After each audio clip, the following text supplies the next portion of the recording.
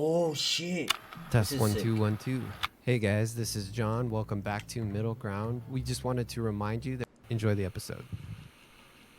Oh, shit. I still think, I'm almost guaranteed that I'm gonna die from street violence. Are you okay with that though? Well, Have you accepted that as a man? Yes. I wanted my message to impact gang culture. You know, I'm one of you. Wherever I end up, you're gonna know that you can end up there too.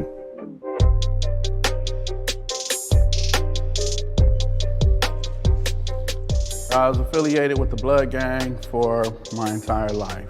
My heart, my soul, my family are Bloods. I'm affiliated with the Capinella Park Power Rules. The Anthony Park Miller Gangsta Bloods. Power Rule Gang. Black Keystone Jungles. I'm affiliated with the Rolling 60s. Been gang banging for most of my life. No high school diploma, but I feel like I know it all though. Oh, shit. When you young, you know, the excitement of it, the brotherhood, you kind of like fall victim to it. But I feel like it also prepares you for the real world and gets you ready for like a lot of like obstacles that you might run across. Everybody just labels a gang member as just a terrorist threat. You know, just not real human beings, but that's not the fact. I have a feeling, chat, if I went to Compton, talk to them, what? Hey, how you doing? You doing, brother? You all right, brother? Squabble, boogaloo. This is real and like yours. My We name have is Seti Crips. Mack. I'm from Anthony Park. I do rapping, comedy, and I'm just a jack of all trades, really. My name's Jay Nasty. I'm from Compton, Spooktown. Freshly paroled from prison, a certified welder. My name's Squabbler. I'm from the Jungles. I'm an up-and-coming artist from Los Angeles, California. My name is Skip Oh shit, these guys can't even look at each other in the face. Townsend, and I come out the West Adams area, and I'm a job developer and also do human development as well. Yeah, I'm Boogaloo, Westside Nellis. I'm one of the CEOs of Rosecrans Entertainment. My name YS, I'm from Capinella Park. I'm an up-and-coming artist, and you feel me, I do a little bit of everything, just try to play my part. My name AD. I'm from Rolling 60s, and I'm a street activist. Step forward if this statement is true for you. Gangs aren't as bad as the media portrays them.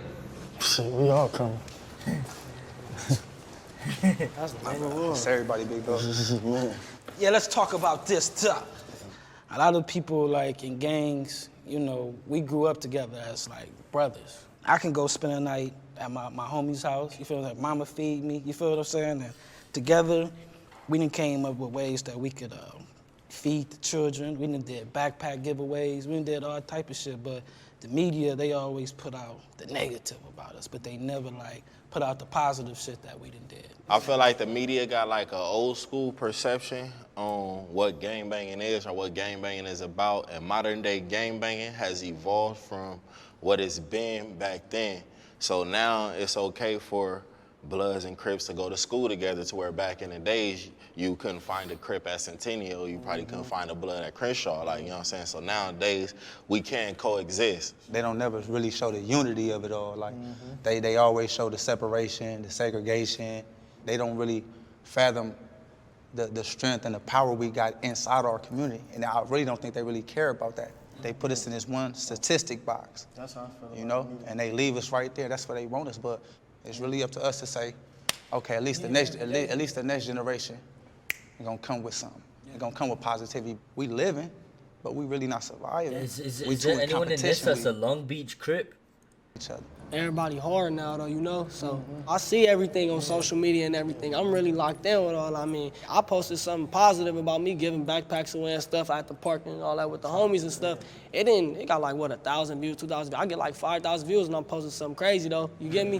When you doing positive, you cloud chasing. When you doing negative, it's all good because that's what we used to. That's the bread and butter, I guess. That's what we already do. So what's happening right now is you about to leave a legacy, right? But it's not gonna be a financial legacy. See, if there was something you was doing positive and all them 5,000 views you got, they gonna dwindle down to about 200-300 if you was empowering the community and shedding light and, like you saying, waking people up, then all that's gonna go away. But as long as you got the negative influence, well, you gonna leave that legacy, but ain't nobody gonna be able to eat afterwards. someone I loved died from gang violence. All of them. That's crazy, man. We ain't even got to get up, man. Just ask a question while we sitting down. The first time I ever seen somebody close to me pass away, I was young. My older cousin, right in front of my mama's house. Another black man, just typical statistic gang banging. And it's like, visualizing that as a young boy is like, that's probably one of the reasons why I am who I am today. It's traumatizing. Like it's traumatizing, and it instantly adapts you to your community, to your environment, to where you at. Because it's like, if you don't get down like this, you gonna get down like this. I was 19 years old, man, and I had seen a lot of people get shot. But I was sitting there talking to this dude. It was actually Kevin Sykes from 60s. We sitting there talking for about an hour. I'm waiting to go skating. And as soon as he crossed the street, the van pulled up. They had been waiting the whole time, and they gunned him. And that's really fucked me up, man, to see that. They could have easily just came up and gunned us both. It wasn't about Crip or Blood. It was just about that anger and rage. But it wasn't about creeper blood. Man, want to hurt somebody, and man, it left something, a void in me that was like spiritual.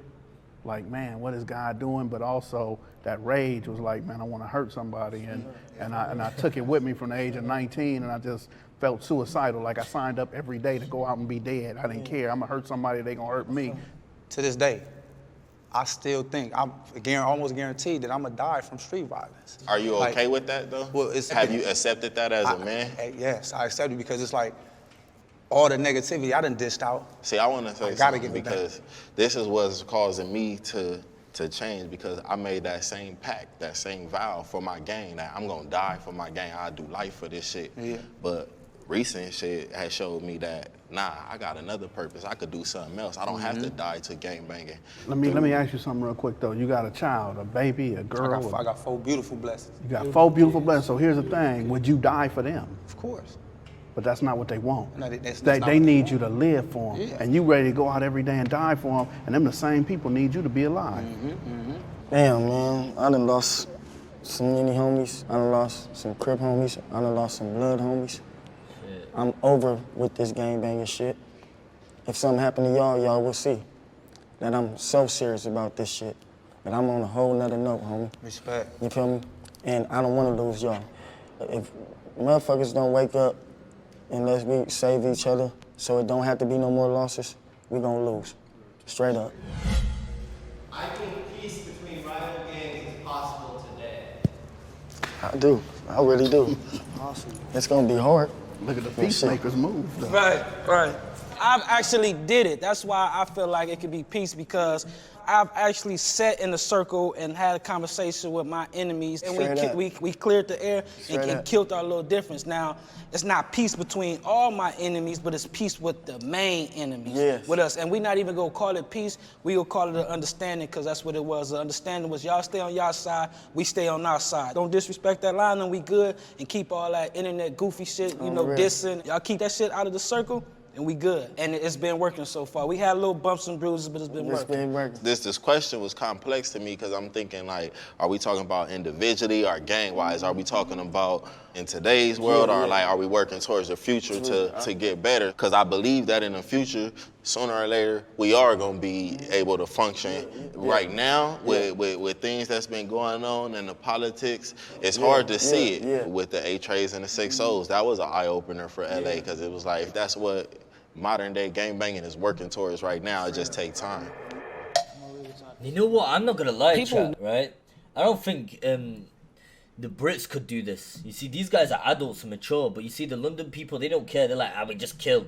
We only after killing. They're not mature. They're kids. These guys are kids that are doing street gang violence. But the Americans are the Crips and the Bloods over there. They're the real ones. Nowadays, like, it's a revenge cycle. It's people that'll kill you that don't gangbang. They family or friend or somebody. You shot my brother. You feel me? So it's like sometimes the peace don't even be like on us, because we're not bigger. Nobody bigger than the court, you know. So it's like, all right, how is that one person right there just gonna say it's peace today, and then everything else is just peaches and cream? I look at it like, peace today is out just for the simple cause of the matter. Like, it hasn't been a long period of time without a death or without a retaliation or without another man, woman from a rival gang getting murdered. Show that you don't want to come to my hood and bust on me or knock me down. Let me show you the same thing. And then once we get that understood, then you can go about your life. I'm gonna go by my business. But it's a thing called leaders and followers. It's some leaders that's gonna be speaking peace.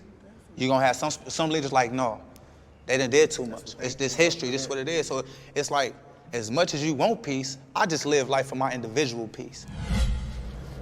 Joining a gang is a choice. No, that ain't no choice. I mean, No. yeah, I'm gonna step up to that.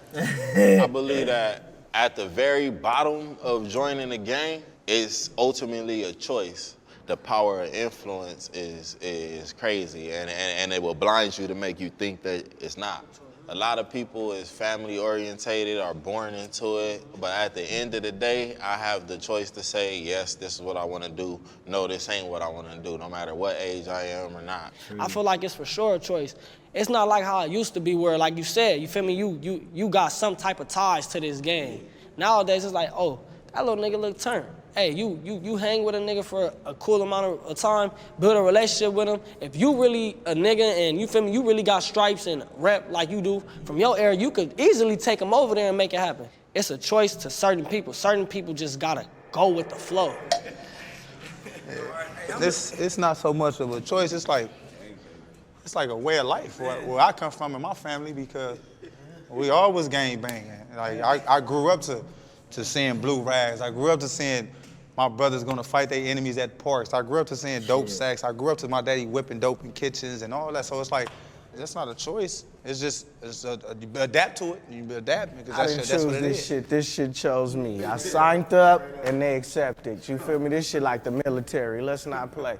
I mean, you know, my daddy from Compton, you know, from a kid, this nigga had me in this red Cadillac, slapping through Compton, rolling up weed and dope. My mama side of the family, my cousin from Palmer Block Crib. Then I got other cousins from neighborhood Pyru down the street. And then I moved to the 60s at 8 years old. Then my older cousins, they start gang banging, you feel me? So it was just a way of life for me.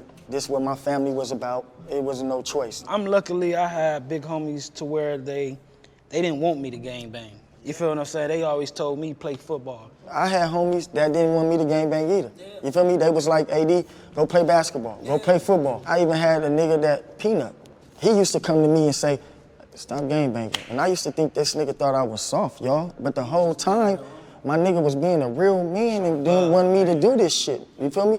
I want to be Bruce Lee, man. Bruce Lee, I want to come home and kick everybody, man. But the Crips was at the movie theater. So we had to fight the Crips, and I'm 9 years old, and I'm like, man, I want to go to the movies. So it wasn't a choice. It was like, man, at the age of 13, I'm like, you know what, I'm going to stop being a victim. I'm going to fight back.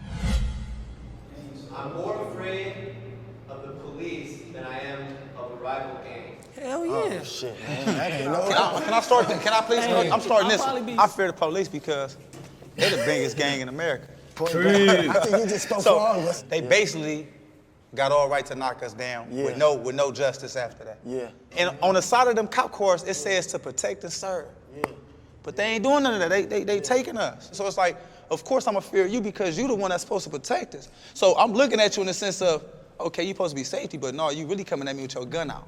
Right. You feel me? But I'm looking at this man. I know how he coming. Right. It's not a facade how you gonna come. So I'm prepared for how you gonna come.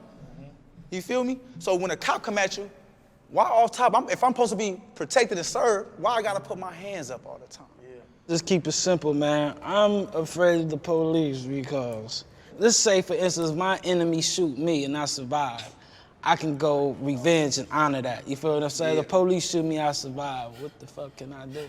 And he can smoke me and can get away with it. My homies ain't go rally up and go smoke them niggas. You know where to go? They done sent him to Santa Barbara somewhere. You feel what I'm saying? He had a whole other department. Still got his position. That's it.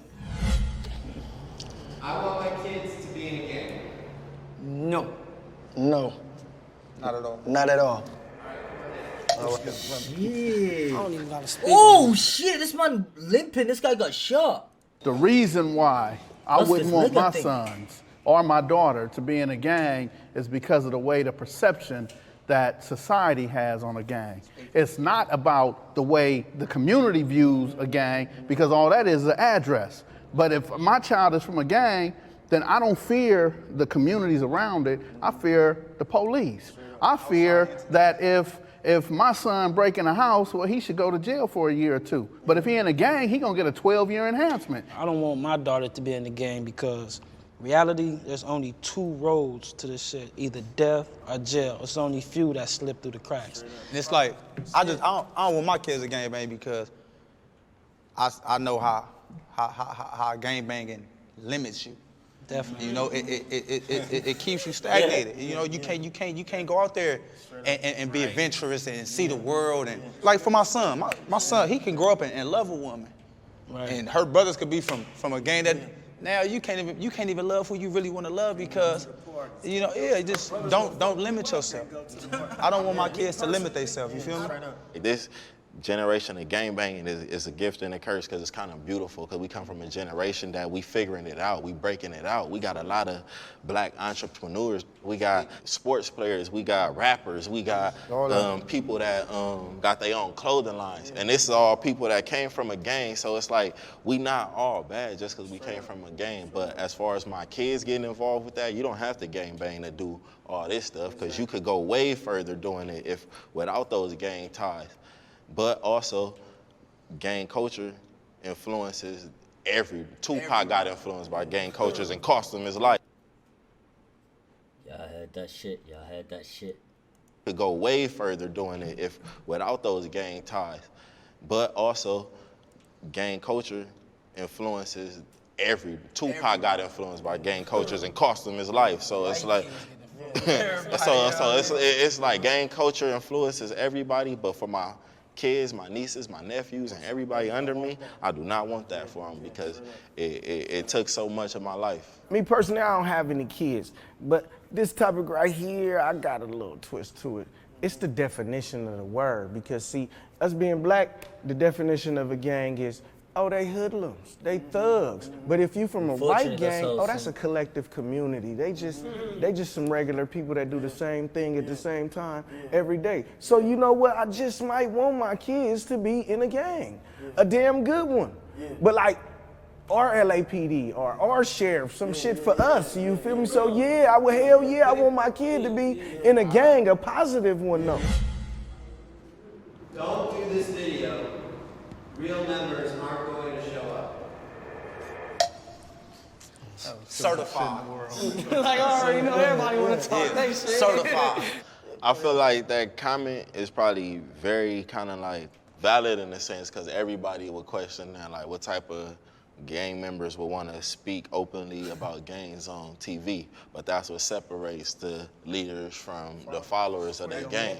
So it's all a mindset, y'all. It's really a mindset. I'm talking about getting over beefing with your enemies and everything. It starts with your mindset first, and hopefully I can shine enough light to everybody see everybody else see what I'm doing and be like, all right, he came from that. He did this and he doing this and now look at him. He's still back in his hood, which I really commend Nipsey for everything he did because he showed us that at the end of the day, Nipsey Hussle got so big and he died from gangbanging politics. He died being a 60 Crip that the world couldn't even believe it, so they said it was a conspiracy. But at the heart of it, he lived his life as a real gangbanger and did what he was supposed to do. And when he died for standing up for what's right, that every gangbanger should have felt the same way.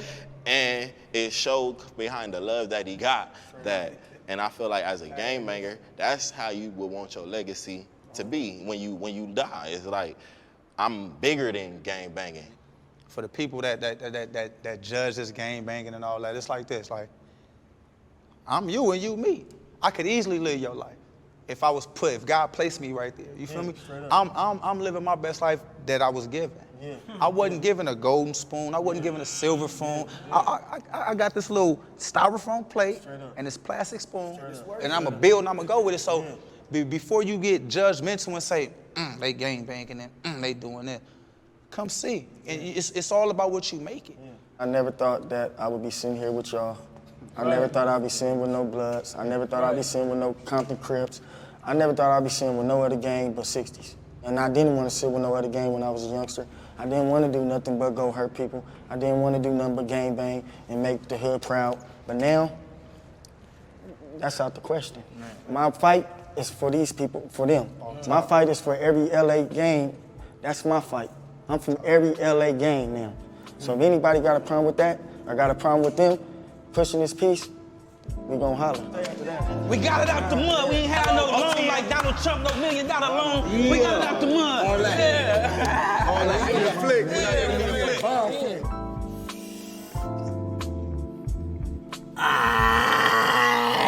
I see those gang signs. I see that shit.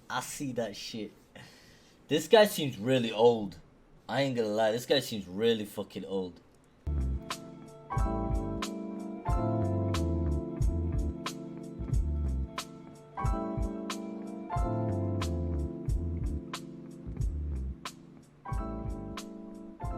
What the fuck is can satanists?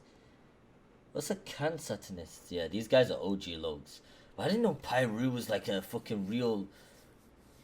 Is it time to get over slavery? Black liberals versus black conservatives. Satanists? Why does it say that? No satanists. Man, English is shit. English is so shit. First off, fuck the bitch and the click you claim. Westside when we ride, come equipped with game. You claim to be a player, but I fucked your wife. We bust some bad boys, bitches, fuck for life. Bars, lads, bars, you get me? Straight bars from the hood, you get me? And that's all.